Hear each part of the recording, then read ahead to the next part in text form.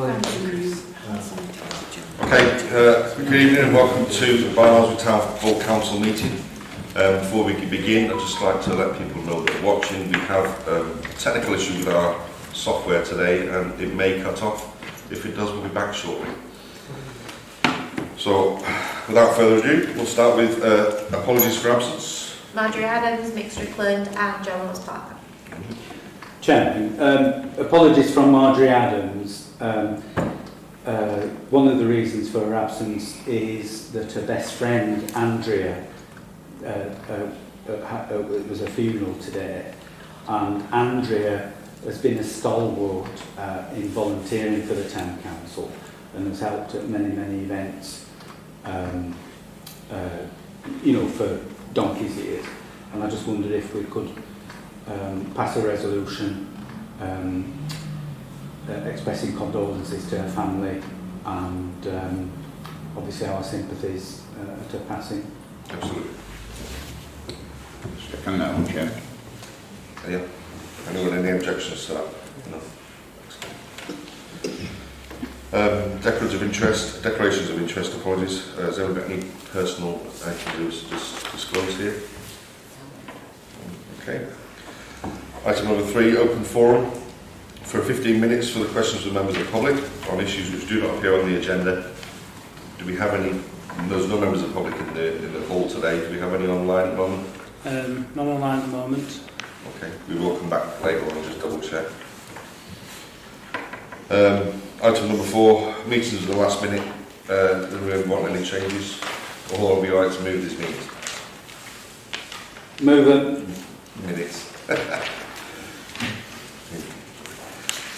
Item number 5, to review and note the minutes of the committee working group meetings held since last month.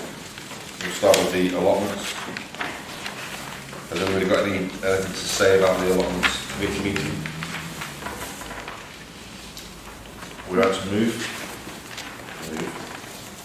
5B, General Purposes Committee. There is just one thing on the General Purposes Committee that we need to discuss really quickly, and that's the town centre Wi-Fi. Refer to the council to purchase necessary equipment to stream Remembrance Sunday. Anybody? Chairman, I'll move the minutes. Yep. And in doing so, there is another issue to pick up, but in doing so, I can report that equipment has been purchased to enable 4G streaming from 2 locations on Remembrance Sunday. Some of the kit is personal family width, so we've duplicated some of that equipment so the town council has its own equipment. So big do's and little do's, we can do 2 locations. We are, however, looking for an operative who's got the skills to operate the streaming, because we've got 2 people tied up on location, but Councillor Tomwick knows more about that than I do. Okay. I'll pause. No, I don't want to say out. Steering headlights. The issue that I wanted to pick up was in terms of I can't see it now. We discussed on the events programme. I can't see it. Sorry. The Gisborne Road School using the stalls for their event on the 25th of November, and I think that's proceeding according to what was discussed. And since then we've had a request from St Andrew's House, who are intending to have a Christmas fair in their car park at some date in December, and they've approached Town Council just today to ask if they can borrow the Town Council stalls, and discussed it with Joe, and what we've said to them is that subject to tonight's meeting approving that use, that they could be used at that Christmas fair on the same basis as Gisborne Road School are doing it. And given that it might be in the evening, I've suggested that we may be able to rig some light for them as well. So what I'm seeking is agreement to its use by St Andrew's House on the same basis as Gisborne Road School. In other words, they pay Duncan to do the business, and we'll put some lights up if needed. Fair enough, yeah. So that's the motion. Do we have a second? Second. Jane? Yes. All in favour? Aye. Thank you very much. Any other on the general purposes before we move on? The only other thing to report is on public sector decarbonisation. We reported at general purposes that there was a window of opportunity to bid for this phase 3. That terminated on the 2nd of November. We made contact with the consultants, and we provisionally set up a meeting which, when they came back to us, they said, well, look, there's a lot of work to do. It's not going to be possible to put a bid in by the 2nd of November. Sorry, did I say December earlier on? It's not going to be possible to put a bid in, and essentially they said, we're better working up our proposals for future funding rounds rather than trying to do it. We'd be on a loser. So it gives us a bit of a breathing space to see if there are any further consultants who might be interested in dealing with us, and we can pick that up with whoever. Yeah. Item number 6, excuse me, item number 6, then finance. Is there any questions related to the finance? Are we all happy to move the finances? Yeah. Sorry, Jane, sorry. An entry on 13th of October, BG Business. What that is? British Gas. Oh, okay. Is that okay? Yes. Move them, yeah, thank you. Does it not say in the narrative what it is? No, it just says 240 back. No, on the end of it. No. Do you know what it is? It came through and I didn't have an invoice for it, and I've contacted them, but they haven't come back to me to tell me what it relates to. But you have reminded me. What is it? Chairman, belt and braces. Can I propose a second bit of this, which gives consent to the clerk to make future payments prior to the next meeting? Sure. Second on that as well, please. Thank you. All those in favour? Thank you very much. Item number 7, to consider the proposal for widening of the path of the town green following decision by the Pendle Borough Council to fund improvements to the main path. Councillor Whip. Chairman, if you watch the video of the last West Craven Area Committee, you'll appreciate that getting Area Committee approval for this wasn't straightforward, and the estimate for the most cut down scheme, which comes in at £12,000, was not readily accepted, although following careful footwork by Councillor Tomwick, we did manage to get it through. However, Councillor Tom Whip's footwork included a proposal that the Town Council would fund the installation of benches on the footpath. Now, previously, the Town Council has agreed to put benches on there anyway. The Pendle Council scheme included 3 bench bays and 3 benches, and in order to fit in with what we previously agreed as a Town Council, there's been discussions with the engineers, and it's been compressed down to 2 benches on a central bench bay with space for a wheelchair or wheelchairs to sit alongside people on the benches, and that's in process. And they've also agreed to a proposal that I made, which was value engineering, which just means that you only use one new concrete edging rather than two, and that saves a few £100 as well. The other element of this is that the area committee has agreed to cost the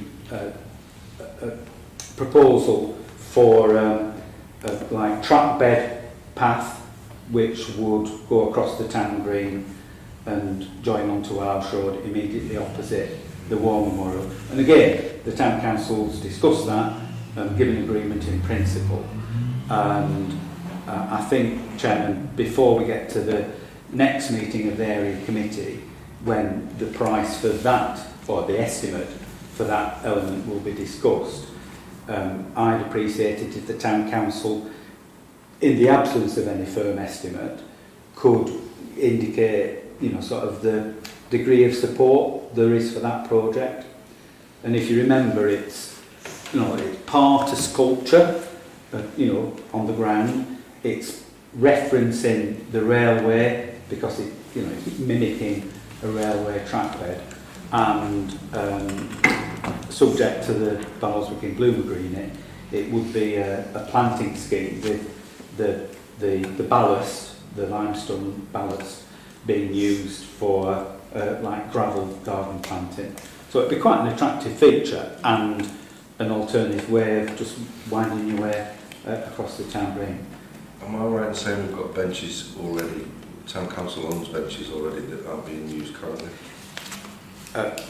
We own bench ends. Okay. Sorry. Yeah. We canalised all the benches off the town square, and if you remember, Councillor Tomwick and I were hoping to refurbish them. When we started working on them, the slats were quite rotten at the ends, and I think there was agreement to get some new timber, but because of lockdown and everything else like that, it just got parked. So we have got the bench ends, which turn out to be not the most expensive bit of the benches. Would it have to have the metal ones, bearing in mind where they're going? No. They've Chairman, got cutting green. Chairman, the metal ones that Joe's referring to, we bought some cheaper, and I use the word advisedly, benches, and when they came, we found that they were metal rather than wood. The problem with the metal ones, and we use them, there's two up at Lencliff Park, which was a right pain in the bench to get there, and there's 3 or 4 of them down at Victory Park.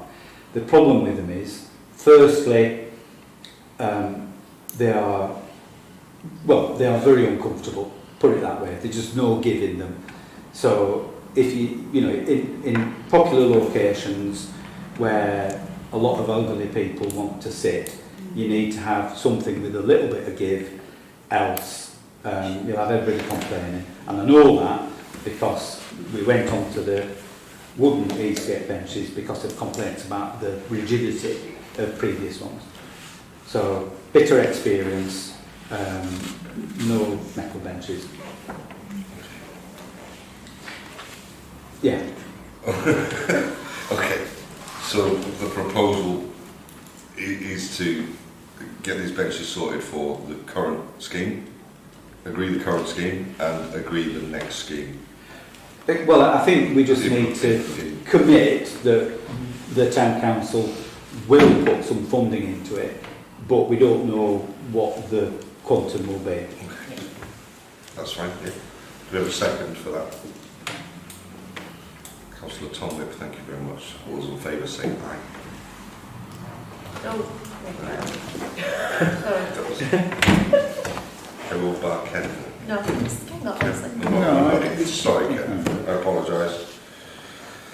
Item number 8, to receive the annual external audit to receive the confirmation from the external auditor of the completion of the annual audit for 2020-21. Anything outstanding to say on that? Absolutely nothing, it's all here. you got. Sorry. Thank you, Chairman. It's quite a simple report to accept, isn't it, really? And I think that Council should officially recognise and thank our responsible financial officer for the excellent work that she put in throughout the year to avoid a hand slap from the external auditors. It's a difficult enough job as it is, but I think in the circumstances an excellent job has been done, and I think we ought to record our thanks to the responsible financial officer for doing that job, and in so doing accept the report as is. Okay. Thank you. Second. Thank you, Shane. All those in favour, say aye.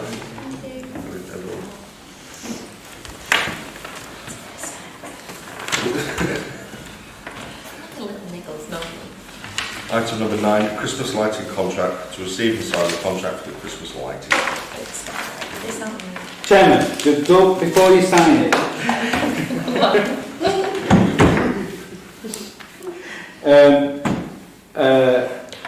I think, Chairman, we need to put a proviso on this. Go on then. I know what you're saying. Well, Small trade. size matters. Yeah, I'm not right with that. I mean, I keep saying it's not the size, but The quality. yeah, and I spoke to the rep yesterday. We're on Wednesday today. Yesterday, about no, Monday was, sorry. I spoke to the rep from Light, who met with some of us way back when and discussed the contract. And if you remember, the deal was that they would upgrade the town centre cones to, I won't say super duper, all singing, all dancing, because that would be a disappointment when they're not. But the programmable LEDs, and that's what they've supplied. But that was done on the basis that they would be the same size as the ones that we had previously. And the ones that we had previously, which was 6 metres tall, I mean, they were goose because all the welds had gone and everything like that. So they needed scrapping. But the ones that have replaced them are only 4 metres tall, and as a consequence, we're 2 metres short of a full cone, or 2 full cones if you get me, which is 4 metres. If I'm looking at the cones, you know, it's a lot of Christmas cone if you get me drift. So I think, Chairman, that we ought to sign the contract on the proviso of the verbal contract that was made in terms of, there was a verbal contract Yeah, there were. about like for like in terms of size. I think I can't sign the contract without having something written in it to say that we'll get the same size. Yeah. New So- contract. Yeah. Yeah. Yeah, It needs to be I written. mean, I think Yeah. we accept this year, we've got Yeah, what we've absolutely. got, Yeah. but it needs to be For next rectified. year, yeah.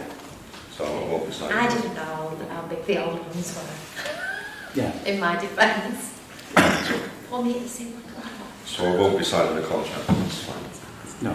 I think we could delegate authority to, you know, the clerk and yourself to do it if they agree to the necessary It just... rectification on it. Councillor Hartley. No?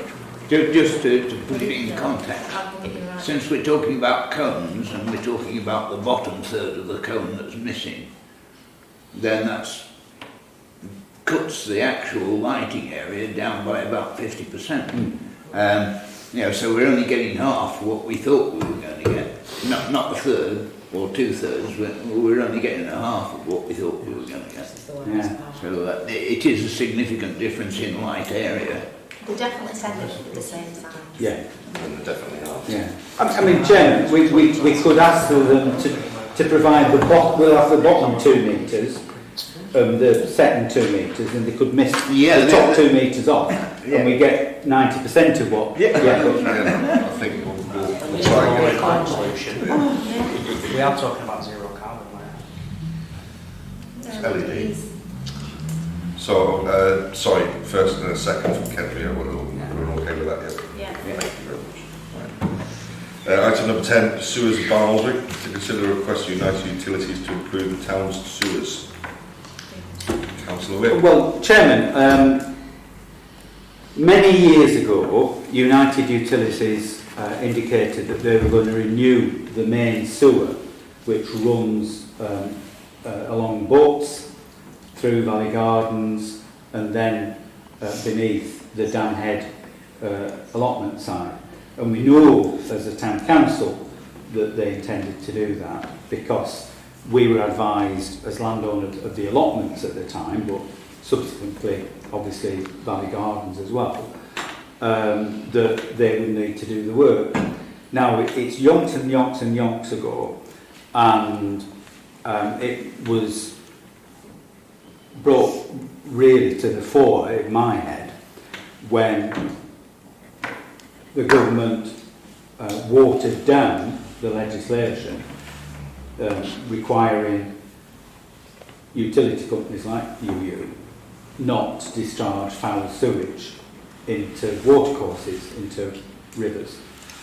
And on the length of sewer that it was intended to upgrade, there are 4 discharge points into the Bucksbeck, or as it becomes Stockbeck, where foul sewage is discharged directly into the beck in times of heavy rainfall.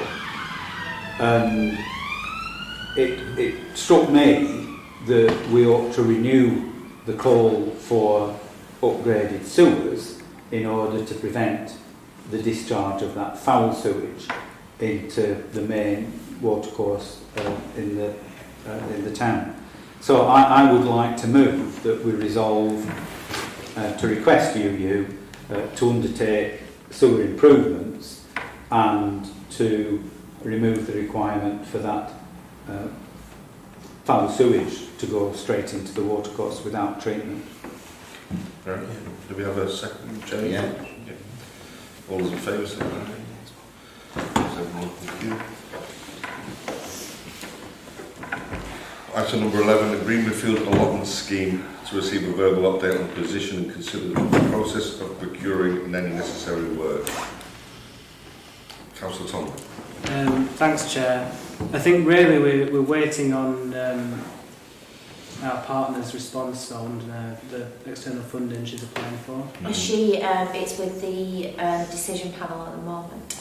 I Yeah. spoke to her last Thursday, maybe. So So we'll know after that. is it worth just noting and put it on the next agenda? Chairman, aware that it was on the cusp of a decision and the indications so far are positive, I had a discussion with the clerk regarding procurement, and that's the purpose of it being on tonight, because in the discussions that we had with the lady whose name I've forgotten, Hannah, we flagged up the town council's requirements to get best value, and in terms of the value of this scheme, our rules would require us to go to tender. Now, her scheme may have a I can't say that one. Pecuniary interest. No, procurement rules. Procurement. That's another one. But, so it's whether they align or not.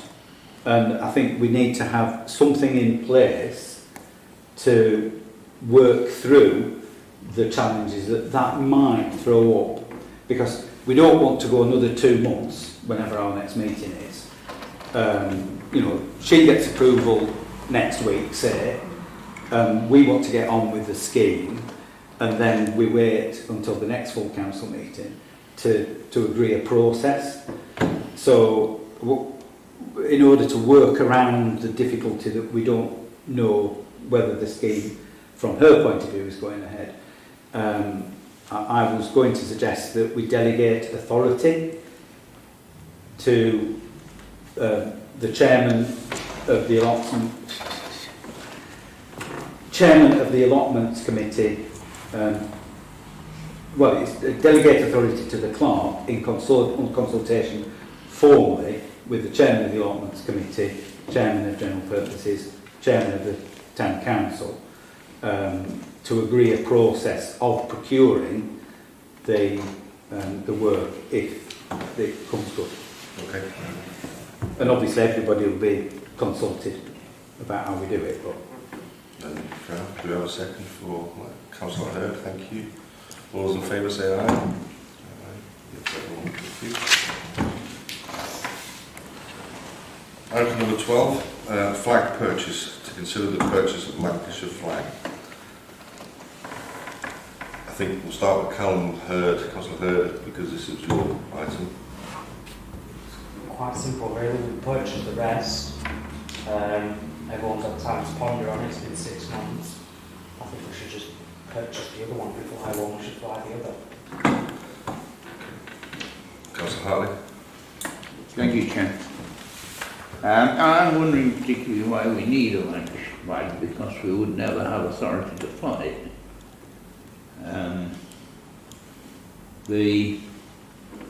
The way that protocols are set up in this country, and the flag determination is through the Flag Institute, and it gives authority to councils only to fly the flag of the county in which they are. In other words, Berkshire wouldn't in any way, shape or form fly the flag of Devon or whatever. And being a Yorkshire council, I can see no reason why we should need a Lancashire flag at all. I don't object to purchasing it because the cost is pretty small, but I can see no use for it once we've got it. I understand, but while Barnoldswick is a Yorkshire County town, we are in a unique position where we are managed by the Lancashire County Council, so there may be some difference in that. I'll come back in a second. Councillor Hoyle. I think after seeing the responses on social media after the last vote where we didn't get the Lancashire one, and considering it is our job as town councillors to represent the people of Barnoldswick, we should have the Lancashire flag as well. And as Mike just said, we are so lucky that we are actually part of both, and we should represent both as best we can, or represent neither. We're not in a position where we can pick and choose, and it's not actually our personal right to. We need to cover the residents of Barnoldswick. Councillor Mills, you had your hand up. Did Ken want to come back on that point? Did you want to come back to the first point?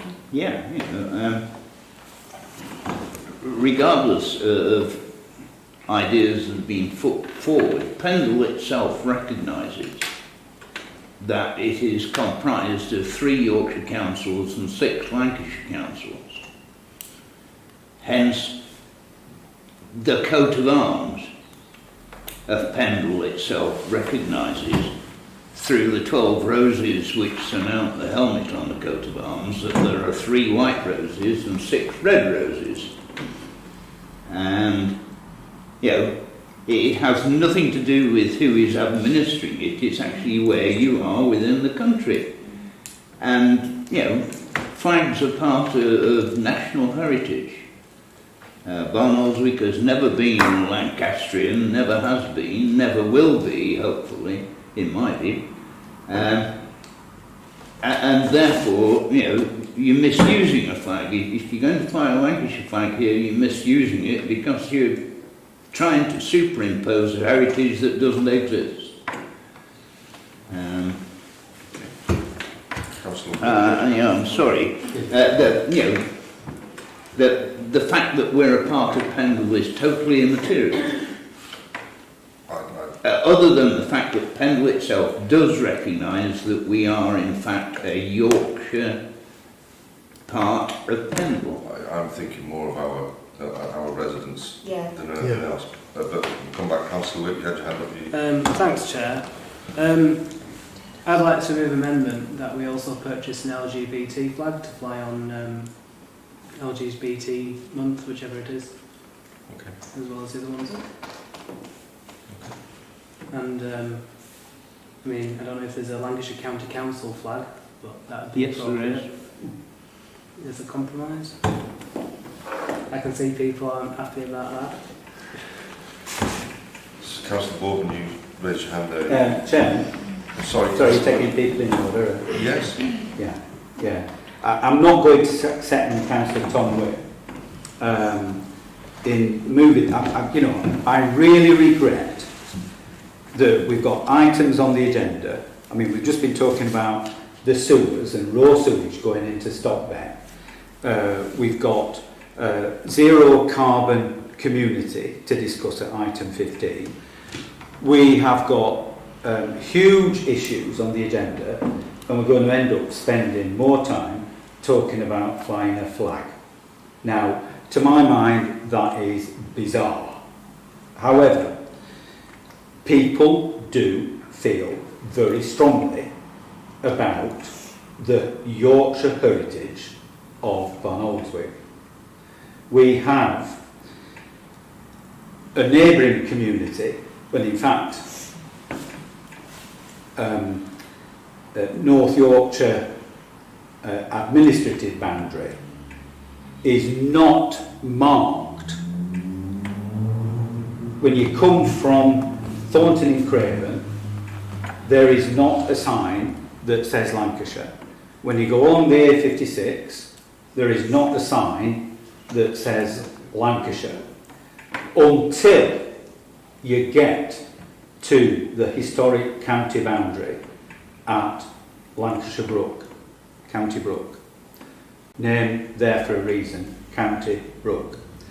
Because those Lancashire signs in the last umpteen years since 1974 have never survived. They have been put up, they have been taken down.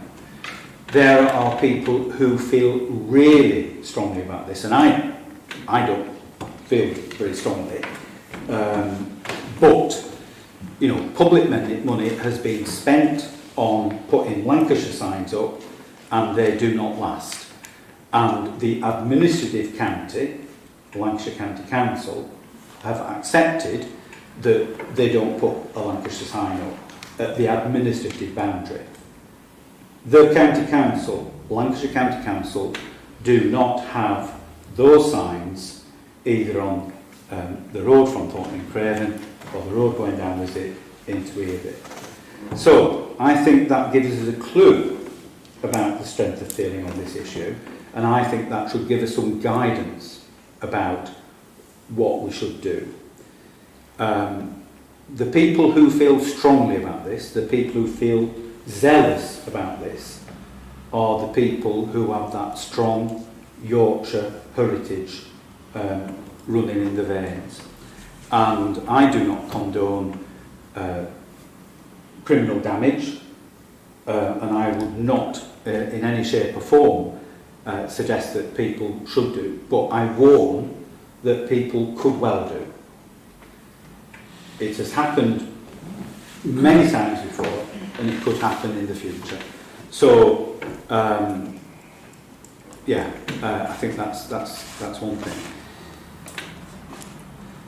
Councillor Hurd said, well, we purchased all the rest of the flags, and now we should purchase the other one. And I think the amendment that Councillor Tomwick is trying to propose is very relevant here, because he's saying, well, why don't we get a LGBT flag as well? Because there are plenty of gay people in Barnoldswick, and they would like their day, or their week, or their month to be acknowledged. I'm a strong supporter of the campaign for nuclear disarmament. I would say let's have a C&D play. Let's commemorate World Holocaust Day. We could fly a different flag on every day of the year. In fact, we could probably fly 6 flags every day of the year because there are that many different variations. So it comes down to what is Barnoldswick. It's border country, we know that. It's a watershed. We have water running to the North Sea, we have water running to the Irish Sea. There's electric out of Yorkshire, we get water out of Yorkshire. There's council back tax bills from Lancashire County Council. And sewage goes to land. Yeah, but I wasn't going to mention that. So we are on the border, and we've always acknowledged that we're on the border. And the emblems that the town council puts up, the clock with its red rose and its white rose, they're all there. But historically, we are part of Yorkshire. The town council has flown the Yorkshire flag on Yorkshire Day for, I don't know, decades. And until only recently, we have never had a request for a Lancashire flag. I don't believe that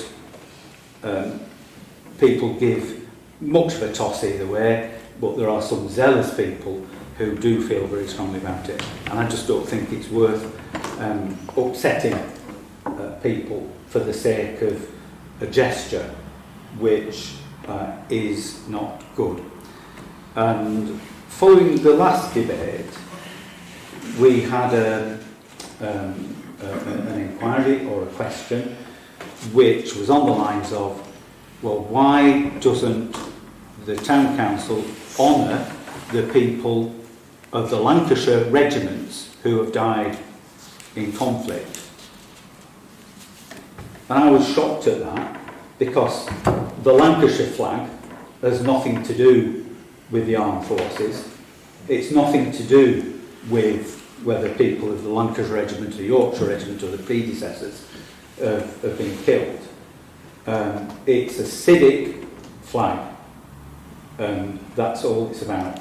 And in civic matters, in historical matters, we are part of Yorkshire, enshrined in the Local Government Act of the 1970s, and we should continue to recognise that, and we should not be putting the Lancashire flag up. So I don't, Councillor Hartley says, what's the point of buying one if we're not going to fly it? I don't think we should fly it. So yeah, but I'm not seconding Tom. Councillor Baldwin, and then we've got Councillor Gaskell, and I'll come to you, Ken. It's all right. In fact, Maybe that's a Minister Party. Councillor Gaskell. So, I was on the verge of thinking that yes, we should flag the Lancashire flag, but you're saying it's the civic. So can I ask a couple of questions? Because I don't I understand. might not be able to answer them, but I'm sure people around the So table. through you then, why do we flag the Yorkshire flag? Because They didn't want us. Barnoldswick is a Yorkshire town. Historical and ceremonial boundaries are still Yorkshire. Yeah, I understand that. I do understand that. Maybe the history behind actually flying the actual Yeah, the flag. history behind flying the flag. Why do we have to fly the Yorkshire flag? Councillor Hartley, Councillor Mills, anybody?